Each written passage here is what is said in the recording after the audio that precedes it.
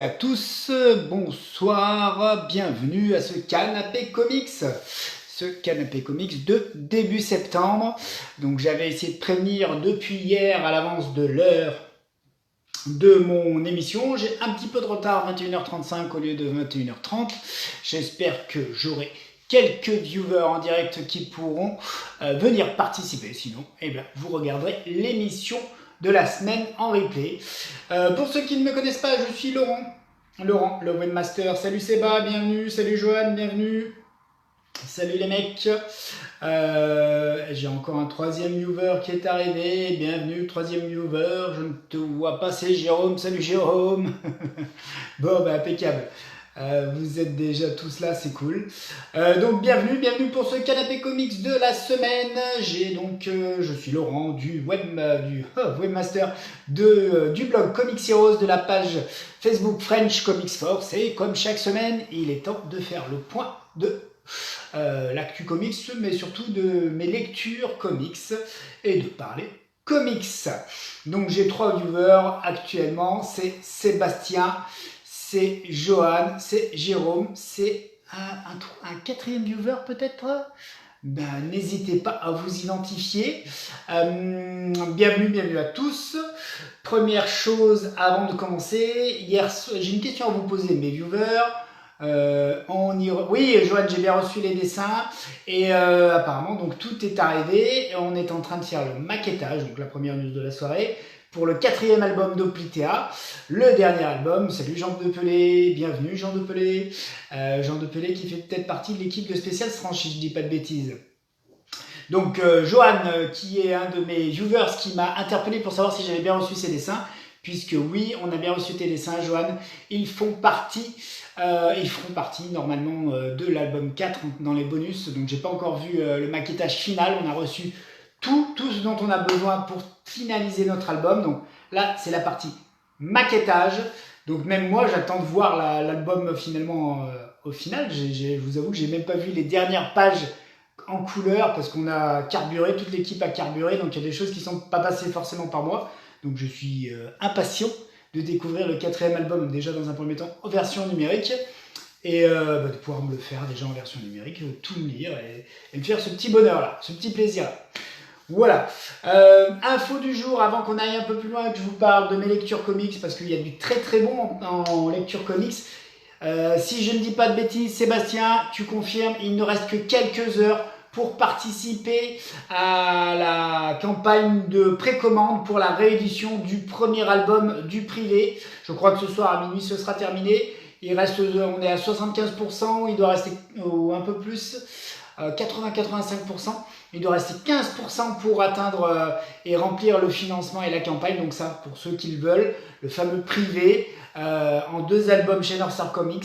Il n'y a plus que le numéro 2 qui est disponible. Donc le premier album, c'est disponible actuellement en pré-vente pour la réimpression. Ça, c'est la première chose. Mes viewers, pendant que vous êtes là, hier soir, c'était la D23. Donc c'était un événement, une convention Disney, sur laquelle il y a eu des news Marvel qui ont été dévoilées. N'hésitez pas à m'indiquer dans les commentaires quelles sont les news que vous avez retenues. Qu'est-ce que vous avez retenu de cette fameuse D23 ? Savoir s'il y a des choses qui vous ont intéressé, ou alors s'il n'y a rien du tout qui vous a intéressé parce que vous ne l'auriez pas suivi, par exemple. Voilà, moi je vais faire le point comme d'habitude sur mes lectures comics. Alors, première lecture comics, je vous en avais parlé la semaine dernière, ça s'appelle Marvel Comics, c'est de la VF, c'est du soft cover, c'est du cartonné souple, c'est l'album mensuel, enfin les albums mensuels que nous livre Marvel, dans lesquels vous avez les titres des principaux personnages de Marvel. Donc c'est vraiment là où vous allez retrouver les séries principales des personnages les plus célèbres. Dans ce Marvel Comics, on a 4 épisodes qui seront consacrés à Spider-Man.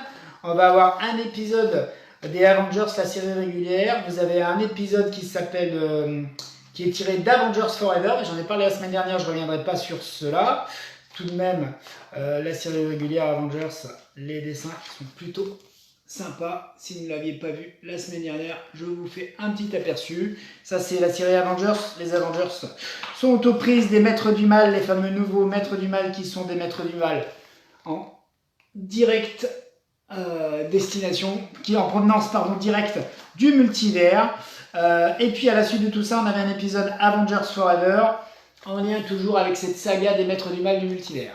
Du coup, cette semaine, moi j'ai eu le temps de lire la suite. Première chose dont je vais vous parler, c'est un épisode consacré à Kang. Un épisode qui s'appelle Timeless. Ah, Jérôme qui me dit qu'il a vu passer les news de la D23 et il n'en a rien retenu. Il va falloir que tu me rafraîchisses la mémoire. Ok, alors j'y reviendrai, Jérôme. On reviendra dessus en fin d'émission, entre guillemets. Timeless intemporel. Donc un épisode consacré à Kang. C'est signé Jed McKay au scénario, Kev Walker, Greg Land et Mark Bagley au dessin. Là, on est simplement dans un épisode dans lequel Kang fait un peu son show. Kang, dans cet épisode, va rencontrer un professeur d'université, je crois à l'université de Moscou, qui est spécialisé en super vilains. Et ce professeur est un admirateur de Fatalis. Et Kang va prendre comme compagnon de ses aventures et de mes aventures ce fameux professeur pour essayer de lui prouver que c'est quand même lui le plus grand super vilain de tous les temps. Et dans cet épisode un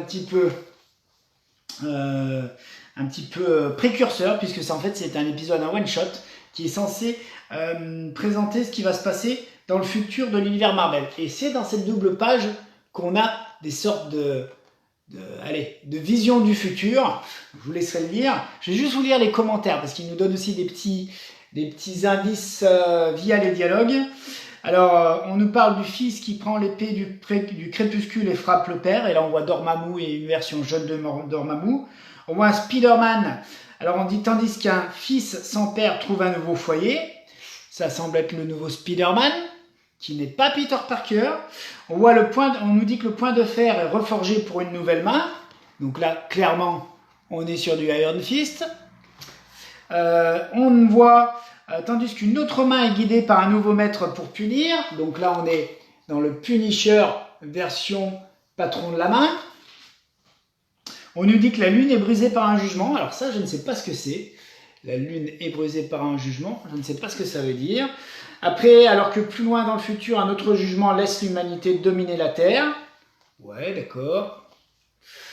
Qu'est-ce qu'on voit d'autre ? On voit plein de flashs comme ça.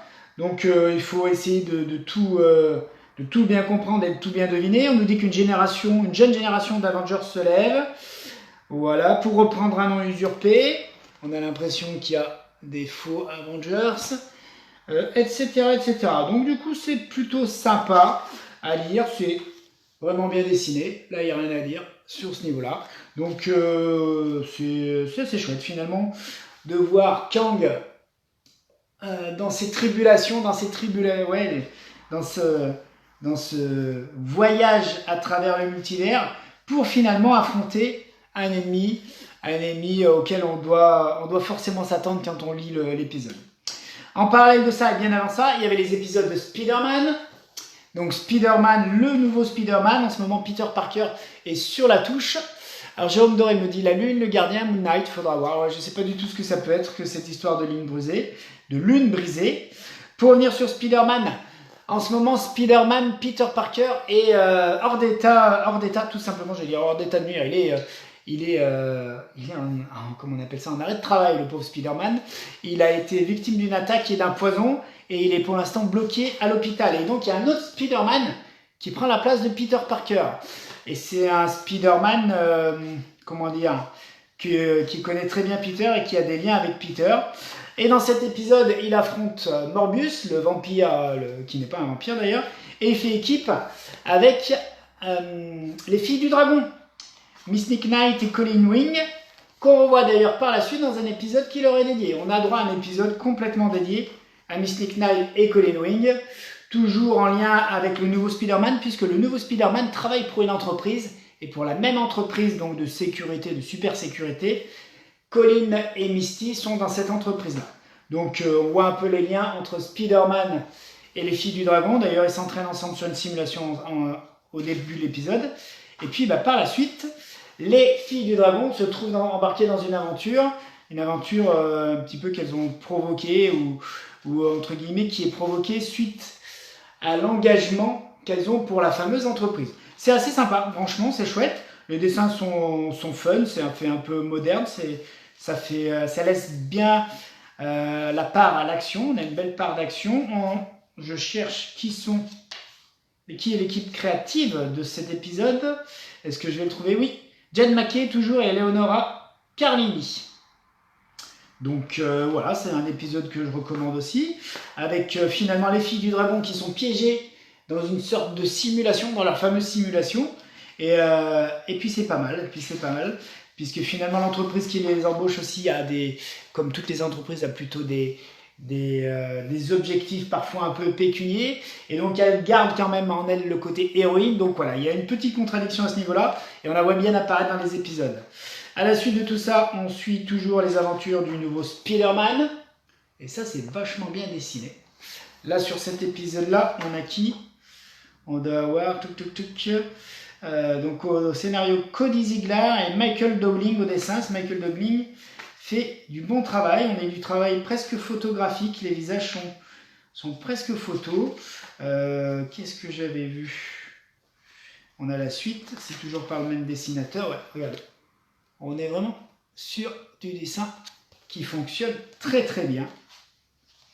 Et donc on suit toujours les mésaventures de ce Spider-Man qui semble en mauvais état quand même, à qui il arrive pas mal de galères, puisqu'il est tombé dans un piège tendu par un des ennemis principaux de Peter Parker, qui là, on a après ce Spider-Man-là. Donc bonne lecture au niveau des Spider-Man, plutôt une bonne lecture au niveau de Avengers et de ce qu'il y avait. Finalement, il n'y a que le Avengers Forever qui m'a déçu, et puis le fait que j'ai pas droit à mon Thor mensuel dans cette revue. Là, ça commence à m'enquiquiner un peu dans les Marvel Comics. On a normalement des séries mensuelles, mais par exemple, Avengers, je l'ai eu ce mois-ci, mais je ne l'avais pas le mois précédent. Donc, on a de plus en plus des séries qui reviennent une fois tous les 2 mois. Donc, moi, j'ai du mal un peu à suivre mes épisodes et mon intrigue, surtout principale, quand c'est comme ça. Néanmoins, ça reste une bonne lecture. On a vraiment tous les personnages principaux et vraiment des séries assez chouettes dans un softcover qui nous propose 8 à 9 épisodes à chaque fois. Je ne sais jamais où est-ce qu'on trouve le nombre de pages dans les bouquins. Je suis vraiment une nouille là-dessus. Il faudra que j'apprenne à lire un ours ou un sommaire un de ces jours. Où est-ce que je vois ça? Je le vois nulle part, moi, quand c'est comme ça. Donc du coup, une bonne lecture, je la recommande tout de même. Autre très bonne lecture qui est un peu en lien avec ceci. Alors, Jérôme, qu'est-ce qu'il nous dit? Sans spoiler, on connaît l'identité de ce nouveau Spider-Man? Oui, tu l'avais deviné, Jérôme, l'identité de ce Spider-Man la semaine dernière. Donc, via le costume. Je crois que tu avais reconnu le costume. Je ne la révèle pas parce que ceux qui ne l'ont pas lu, je leur recommande de découvrir la surprise. Donc pour être au top du top sur ce nouveau Spider-Man, moi je trouve ça plutôt sympa, j'accroche vraiment. J'aime pas trop comme tout le monde quand on remplace le héros par un autre héros. Mais là moi je trouve que ça fonctionne bien, que c'est plutôt bien foutu. Donc il vaut mieux lire le Marvel Comics numéro 7 et le 8 d'affilée. Et là vous aurez toute cette nouvelle intrigue qui commence, c'est vraiment sympa. Moi je suis agréablement surpris. D'accord. Autre très bonne lecture et coup de cœur, c'est Devil's Reign, le règne du diable. Le règne du diable, c'est le crossover événement du moment, de la rentrée, qui fait suite finalement à la série Daredevil de Chip Zdarsky et Marco Checchetto. Alors ça c'est de la bombe. Ça, on en entend parler depuis quelques mois. C'est la nouvelle série Daredevil et elle est super. Moi, je l'ai acheté les 2 premiers numéros en pack intégral qu'on doit pouvoir encore trouver chez Marvel. 20 € les 2 albums. Salut Stéphane, bienvenue. Bienvenue dans ce canapé comics, Stéphane. Stéphane, si tu as suivi les actus de la D23 hier soir, dis-moi ce que tu as retenu de l'événement de la D23. C'était la convention Disney hier, dans laquelle il y a eu des conférences et des révélations Marvel. Je vais revenir sur la série Daredevil de Marco Checchetto et Chip Zdarsky. C'est vraiment top. C'est vraiment top dans cette série. Alors moi, j'ai que les 2 premiers albums. J'avoue qu'en fait, je suis pas allé plus loin parce que le 2e album est moins bon que le premier, entre guillemets, en termes de dessin. Et voilà, il casse un peu l'intrigue qui était démarrée dans le premier album. Donc du coup, moi je vous conseille ce premier album-là. Et a priori, la suite, c'est vraiment du bon. Et d'ailleurs, on le ressent dans Devil's Reign, puisque Devil's Reign, c'est des événements qui font suite à tout ce qui s'est passé dans Daredevil. vous avez compris. Le Daredevil de Marco Checchetto et Chip Zdarsky. Déjà, Marco Checchetto, il fait du super boulot au niveau des dessins. Voilà, je vous laisse regarder, je vous laisse admirer. C'est vraiment super beau. C'est détaillé, c'est fin, c'est élégant. C'est pas trop sombre, d'accord. Des fois, quand c'est du Daredevil ou c'est des héros de la street, on a des dessins avec beaucoup d'ancrage, etc. Et moi, je suis moins fan quand il y a trop d'ancrage. Là, c'est vraiment très fluide. Moi, je trouve que c'est très beau, tout simplement. Et ça ne gâche rien à cette ambiance street. Voilà, donc ça, c'était vraiment une super surprise, une super lecture de cette année, que ces nouveaux albums, ces nouvelles aventures de Daredevil.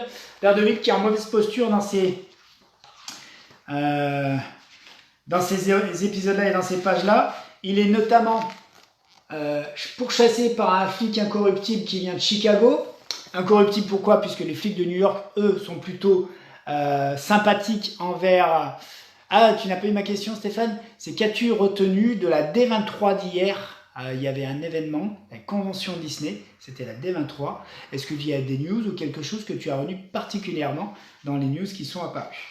Donc du coup, on a le flic qui fait la misère à Daredevil, et on a Daredevil aussi qui est en mauvaise position, qui se pose beaucoup de questions existentielles sur son rôle de héros, de super-héros. Pourquoi? Puisque finalement, il est accusé d'homicide involontaire. Parce que dans l'une de ses interventions, eh bien on a il y a eu une victime suite aux interventions de Matt Murdock, Daredevil, et il y a eu une victime, et donc il y a de grosses questions existentielles, à savoir est-ce que Daredevil va tout simplement continuer sa carrière en tant que justicier, et en plus par exemple avec le nouveau flic de Chicago, Daredevil se prend une correction, donc du coup voilà, il y a beaucoup de questionnements de la part de Matt Murdock, est-ce qu'il va continuer à être Daredevil ou pas, et la réponse est apportée à la fin de ce premier album. Voilà, donc ça c'est du tout bon, et Devil's Reign ça fait suite à cette série de Daredevil, cette série dont le 6e album finalement qui conclut la grande saga principale de Daredevil est apparu ce mois-ci, juste avant Devil's Reign. On va en reparler alors Stéphane, super. Ok, on va en reparler juste après. Devil's Reign, je reviens sur vraiment le coup de cœur du moment. Toujours la même équipe dont je viens de vous parler qui est aux commandes de Daredevil. Donc là, on est toujours au scénario principal Chip Zdarsky, toujours au dessin Marco Checchetto. Et puis après, il y a d'autres dessinateurs puisqu'on va avoir des épisodes, des spin-offs, des épisodes dérivés du crossover. Je vais vous lire le pitch officiel. Donc, Wilson Fisk, le maire de New York, s'engage dans une bataille sans merci contre l'ensemble des super-héros Marvel. Il fait ainsi passer une loi visant l'interdiction de toute personne costumée ou détentrice de super-pouvoirs. Sa nouvelle équipe de Thunderbolts est chargée de faire emprisonner les héros masqués. Daredevil et ses alliés vont devoir unir leurs forces contre cet assaut d'une ampleur inédite. Et donc oui, c'est ça. Suite à ce qui s'est passé dans Daredevil, le Caïd, qui est le maire de New York, le maire de la plus grande ville au monde, a un problème. Un des grands secrets qu'il avait en sa possession a disparu, entre guillemets, il a même disparu de sa mémoire. Le Caïd se rend compte qu'il y a eu quelque chose. Alors, il faudra lire soit Devil's Reign, soit Daredevil. Je ne vais pas vous révéler le pourquoi du comment, parce que c'est vachement bien foutu. Le Daredevil connaissait le Kingpin, le Caïd, connaissait l'identité de Daredevil, et là, il ne la connaît plus. Il sait que dans ses papiers secrets, il y avait un dossier consacré à Daredevil, mais qui est vide. Donc il se rend compte, notre ami le Caïd, qu'il y a quelque chose de bizarre qui lui est arrivé, et donc il décide de faire la guerre à Daredevil et aux super-héros. Et pour ce faire, il engage une nouvelle équipe des Thunderbolts. Ça tombe bien, les Thunderbolts, on en a parlé dans la D23, et on va y revenir. On va y revenir, les mecs. Werewolf by Night pour Jérôme et Thunderbolts pour Stéphane. Une fois que j'ai fini de vous parler d'Devil's Reign, on refait le point sur la D23. D'accord? Donc, le Kingpin décide de rendre hors la loi tous les super-héros et l'utilisation de super-pouvoirs. Donc, bien sûr, il y a tous les super-héros new-yorkais, et la plupart des super-héros, de toute façon, sont new-yorkais. Donc, c'est quand même une grosse galère pour tous les super-héros Marvel. Mais ça va impliquer aussi les X-Men. Les mutants d'X-Men qui maintenant vivent sur Krakoa ont quand même des points d'attache sur New York. Voire il y a des mutants, il peut y avoir des mutants sur New York, et donc les X-Men, eux, sont là pour défendre les mutants. Donc voilà, c'est un principe de base, un concept de base qui est vachement intéressant et qui implique plein de répercussions. Ce qu'il faut retenir aussi, c'est que donc du coup, le Cade est aidé par sa propre équipe de super-héros. Il interdit les super-héros, les super-pouvoirs, mais lui, il engage sa propre équipe de super-héros. Voilà, c'est tout. Mais il est aussi aidé d'un autre super-vilain, un grand super-vilain, qui est plutôt un ennemi de Spider-Man Peter Parker, c'est le Docteur Octopus. Voilà, les dessins, vous l'avez vu, c'est une tuerie, c'est du Marco Checchetto. Donc voilà, la guerre est déclarée contre les super-héros new-yorkais de Marvel. Il va s'en prendre à l'ex-Iron Fist Danny Rand, il va s'en prendre à Moon Knight, il va s'en prendre à Miles Morales, Daredevil, mais surtout Elektra, qui est une Daredevil bis en ce moment, qui assiste Matt Murdock en tant que Daredevil, hésite à faire la peau au Kingpin, etc., etc. Et les héros se retrouvent dans les sous-sols du manoir des Avengers. Donc ils doivent faire ça, certains héros ont été faits prisonniers, comme Mister Fantastic et sa femme, la femme invisible, donc Sue et Reed Richards, Susan et Reed Richards. Et donc on va voir que bien sûr, certains vilains sont embauchés par le Kingpin pour s'occuper de certains héros. Donc voilà, c'est vraiment bien parti. On va avoir le fameux Spider-Man, le nouveau Spider-Man que je vous ai présenté avant, qui est aussi assez impliqué. Il faut dire que le Kingpin, Doc Ock, c'est quand même des personnages qui sont plutôt dans l'univers de Spider-Man. Et donc le Spider-Man va devoir se coltiner et affronter les fameux Thunderbolts. Voilà pour ça. On a donc 4 épisodes principaux de la série et on a aussi des épisodes fill-in. On a un épisode fill-in consacré aux 4 supérieurs, ça s'appelle comme ça, que je dise pas de bêtises, oui. Les 4 supérieurs. Je vous laisserai le lire pour comprendre de quoi il en ressort. Il doit y avoir un épisode consacré aux Thunderbolts. On a la poigne de Fisk, c'est les Thunderbolts. Les Thunderbolts de Wilson Fisk du Cade, du Kingpin. Et on va les voir un peu en action, puisque c'est la nouvelle police. Et puis il y a une surprise, puisqu'au milieu de ces super vilains, on va retrouver quelqu'un qu'on connaît déjà. Voilà. Et puis après, on va avoir un épisode spécial Elektra Daredevil. Elle est vraiment canon. Cette Elektra Daredevil, elle est super canon. Je l'adore. On la voit avec Matt. On voit qu'elle est Matt. C'est toujours une histoire qui finit en conte pour adultes, on va dire ça comme ça. Voilà, donc ils sont toujours accros. Les dessins de cet épisode sont vachement sympas. On en apprend un peu plus sur les origines, la jeunesse d'Elektra et de Matt. Je suis en train de chercher si je trouve l'équipe créative là tout de suite pour les dessins de ce dessinateur. Et puis on voit aussi qu'Elektra est prise en chasse par un mystérieux ennemi, elle ne sait pas qui, on voit qu'il est dans l'ombre, mais on ne sait pas trop qui c'est. La femme sans peur, c'est dessiné par Raphaël Della Torre. Donc, vous lirez pour savoir qui s'en prend précisément à Elektra. On va avoir un épisode qui met en scène les mutants. Pourquoi? Puisque dans New York, il y a un des arbres de Krakoa qui sert de passage aux X-Men, parce que les X-Men peuvent traverser maintenant, peuvent voyager un peu partout à travers la Terre comme des portails de téléportation, grâce à des plantes qui sont issues de Krakoa, l'île mutante. Et donc du coup, il y a un conflit sur cet arbre qui est en plein New York entre les Thunderbolts et les X-Men, mais c'est plutôt pas mal foutu. Et ça se résout de façon intelligente et différente de ce dont on a l'habitude. Et on se rend compte qu'entre le Cade et Emma Frost, il y a déjà une histoire. Et puis peut-être quelques rancunes. Et on finit sur le 3e, alors je vous ai dit une bêtise, il y a 3 épisodes de la série principale. Sur le 3e épisode du règne du diable, Devil's Reign, toujours par Marco Checchetto. Et on voit un peu plus sur les super-héros qui commencent à être vraiment mis en difficulté par l'initiative du Kingpin. À savoir également que pour contrer le Caïd, les super-héros Marvel ont décidé de l'attaquer légalement, de mettre en place tout un plan d'action du côté légal de la chose. Mais ils essayent de pas non plus l'attaquer de front.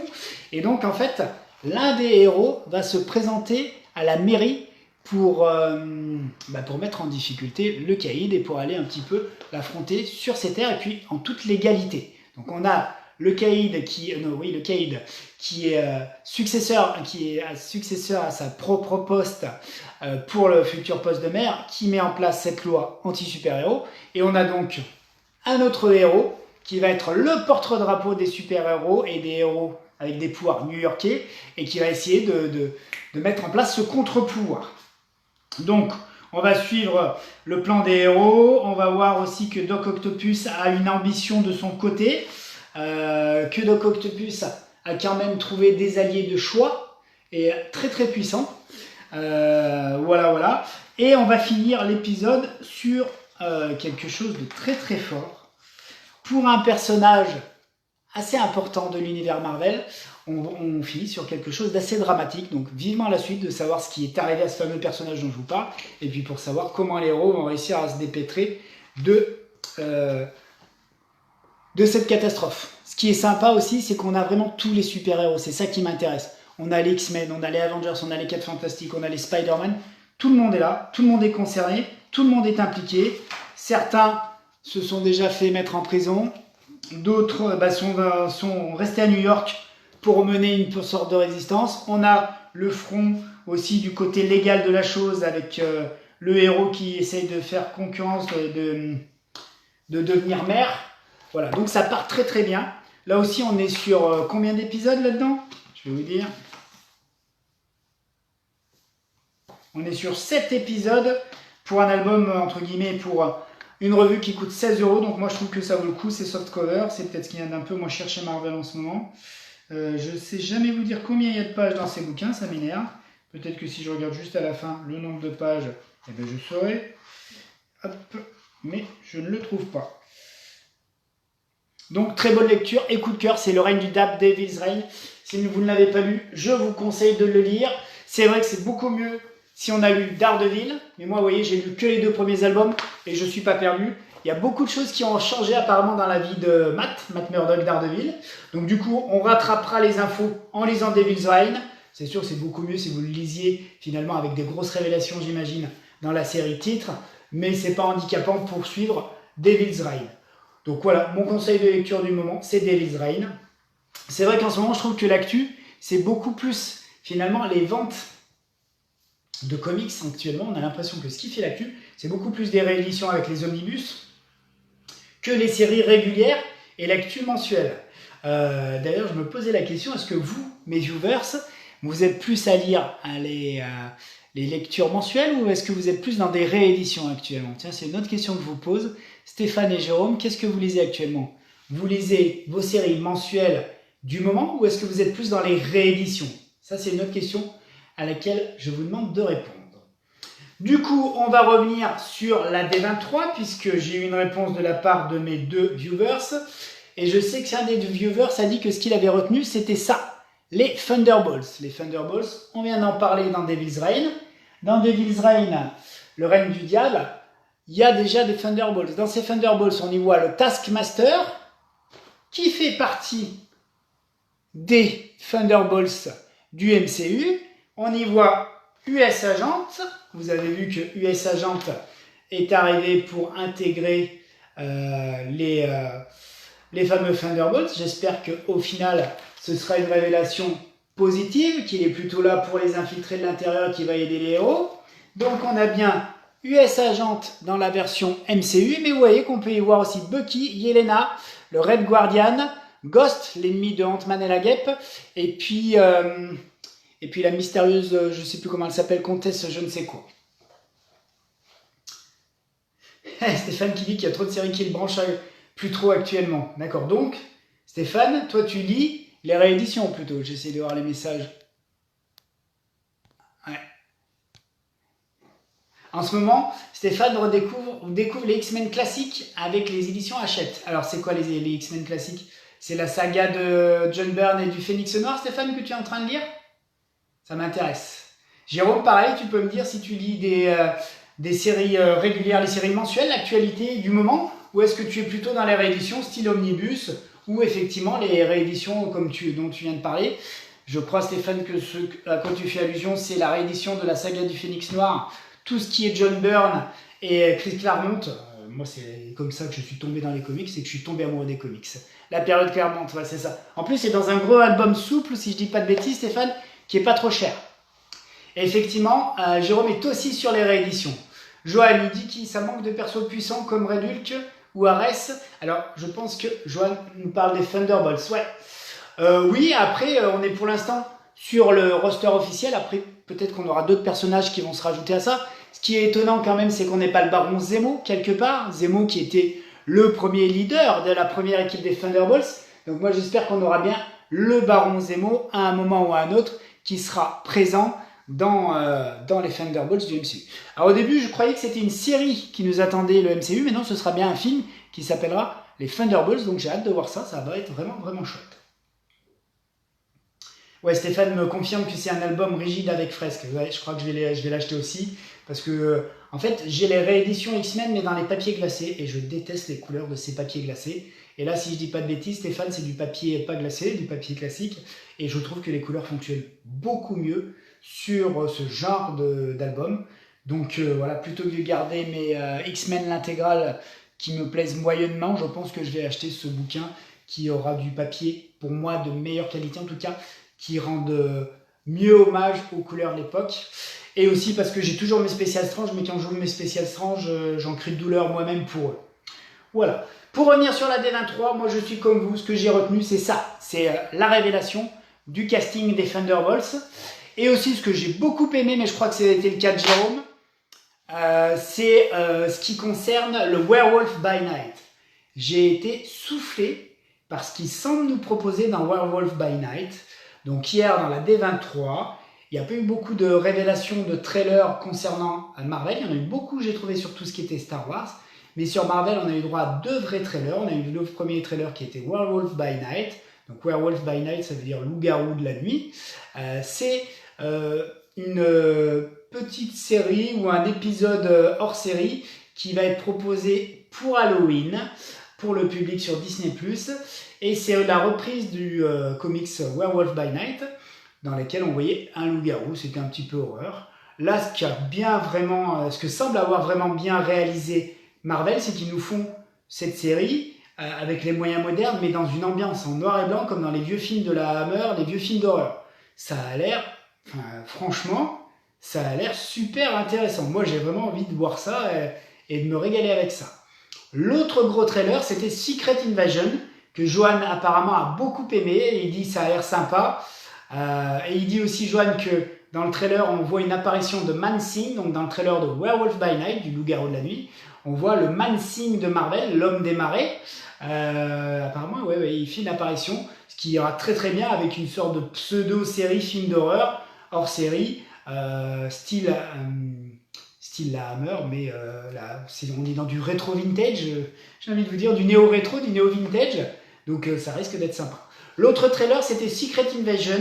Johan dit que ça a l'air sympa. Moi, j'ai été déçu de ce que j'en ai vu. Ce Secret Invasion-là, on voit Nick Fury contre certainement le monde entier ou le monde de l'espionnage dans lequel seraient infiltrés les Skrulls. Moi, ce qui me déçoit un petit peu de ce que j'en vois pour l'instant, c'est que du coup, il n'y a aucun super-héros dans Secret Invasion. Là où le crossover Secret Invasion Marvel nous révélait que certains super-héros n'avaient pas été vraiment nos héros depuis une décennie et que c'était des Skrulls qui avaient pris leur place. Là, pour l'instant, on a vu 0 héros dans le trailer et dans les images. Après, ça va peut-être arriver. Ça semble plutôt être finalement Nick Fury qui revient de l'espace avec des révélations et qui va essayer de découvrir qui sont les Skrulls et s'il y a une conspiration Skrull, de savoir finalement quelle est-elle. Et peut-être qu'on a plutôt l'impression que les Skrulls, au lieu d'avoir infiltré le monde des super-héros, ils sont plutôt en train d'infiltrer le monde du Shield et de l'espionnage. Voilà, c'est ce que semble révéler ce trailer. Néanmoins, ça avait l'air aussi assez chouette. Donc voilà ce que je retiens moi de la D23. Il y a eu pas mal d'annonces. Qu'est-ce qu'il y a eu? Il y a eu l'annonce du film Captain America, le New World Order. Il y a eu l'annonce du réalisateur des 4 Fantastiques, que je ne connais pas, Matt Shakman, si je ne dis pas de bêtises, qui a fait des épisodes de comment on appelle ça, de WandaVision. Donc voilà. Qu'est-ce qu'on a eu d'autre? On a eu quelques infos sur Black Panther. On n'a pas eu la confirmation de la série Wonder Man. Les spécialistes ou les experts s'attendaient à ce qu'on ait des révélations sur la série Wonder Man. Ça n'a pas été le cas. Qu'est-ce que j'oublie? Aidez-moi mes viewers. Qu'est-ce qui nous a été révélé lors de cette D23 également, qui était fun et intéressant? Je crois qu'on est sur le principal. Black Panther, Captain America, New World Order. On était sur le réalisateur des 4 Fantastiques. On était sur le trailer de Werewolf by Night. On était sur le trailer de Secret Invasion. Et on était sur le réalisateur des 4 Fantastiques. Voilà ce que l'on peut retenir finalement de cette session de la D23. Sachant qu'il y a des choses qui arrivent très vite. Le Werewolf by Night, il est prévu pour le 7 octobre. Dans moins d'un mois, on aura ce fameux épisode du Werewolf by Night. Par contre, ce que je n'arrive pas à savoir, si Werewolf by Night, si c'est une mini-série de plusieurs épisodes ou si c'est un seul one-shot de 40-45 minutes. Ce qui m'étonne, si c'est un seul one-shot de 40-45 minutes, c'est qu'il soit livré le 7 octobre. Et le 7 octobre, c'est pas Halloween, ce sera le 31 octobre. Voilà tout de même ce qu'on peut retenir de cette intervention du D23. Voilà ce que j'avais à vous dire pour cette semaine, les amis. Je vous dis à la semaine prochaine. À la semaine prochaine, toujours pour un canapé comics. Je referai le point des lectures du moment. Là, je suis content sur mes lectures d'actualité. J'ai réussi à rattraper mon retard. Jérôme me dit qu'il a compris que c'était un seul épisode. Ouais, t'as compris que c'était comment? Une série d'un seul épisode. Ça doit être entre 45 minutes et 1 heure. Ce que je trouve bizarre, c'est qu'il ne le livre pas pour Halloween le 31 octobre, mais qu'il livre ça le 7 octobre. Pourquoi pas? On verra bien ce que ça donne par la suite. La semaine prochaine, je risque de vous parler du dernier Superman, puisque j'ai acheté le dernier Superman. De mes autres lectures du moment, j'ai pas mal de choses que j'ai achetées suite à mon comic trip de Bruxelles cet été. Donc ce sera l'occasion de faire le point avec vous, de partager là-dessus, peut-être de parler de la série Mushulk, j'en ai pas parlé pour l'instant. Moi je la trouve assez sympa cette série Mushulk, c'est fun. Je trouve pas que ce soit grandiose, j'espère que ça va monter un petit peu en puissance dans les épisodes à venir. Voilà, j'aime bien Jennifer Walters, je pensais pas, puisque j'aime beaucoup Miss Hulk. Dans les comics, c'est Miss Hulk, elle est tout le temps en Miss Hulk, on la voit quasiment jamais en Jennifer Walters. Et là, on voit bien Jennifer Walters en tant que telle, mais j'aime bien cette comédienne, je trouve qu'elle est marrante et qu'elle fait bien le taf. Voilà, messieurs, je vous souhaite une bonne soirée, je vous libère. Je vous dis à bientôt, à tantôt, et n'oubliez pas, lisez des comics.